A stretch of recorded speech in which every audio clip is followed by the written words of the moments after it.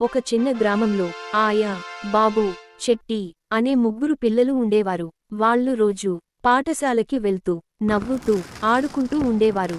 గ్రామం చివర ఒక పాత దేవాలయం ఉంది. ఆ దేవాలయం దగ్గర ఒక చిన్న దీపం ఎప్పుడూ వెలుగుతూనే ఉండేది. ఆ దీపం పెద్దగా మెరయదు, శబ్దం చేయదు, ఎవరికీ కనిపించకుండా నిశ్శబ్దంగా వెలుగుతుంటుంది. పిల్లలు అనుకున్నారు, ఇది ఎంత చిన్న దీపం, పనికిరాదు అని నవ్వుతూ ముందుకు వెళ్ళిపోయారు. ఒక రాత్రి భారీ వర్షం పడింది. అంధకారం కమ్మేసింది. గ్రామంలో కరెంట్ పోయింది. అందరూ భయపడ్డారు.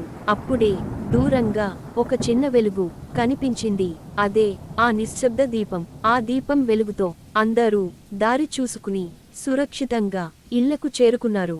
ఉదయం పిల్లలు ఆ దీపం దగ్గరకు వెళ్లారు. మేము నిన్ను చిన్నదని అనుకున్నాం, కానీ నువ్వే మాకు పెద్ద సహాయం చేశావు. దీపం ఏమీ మాట్లాడలేదు, కేవలం నిశ్శబ్దంగా వెలుగుతూనే ఉంది.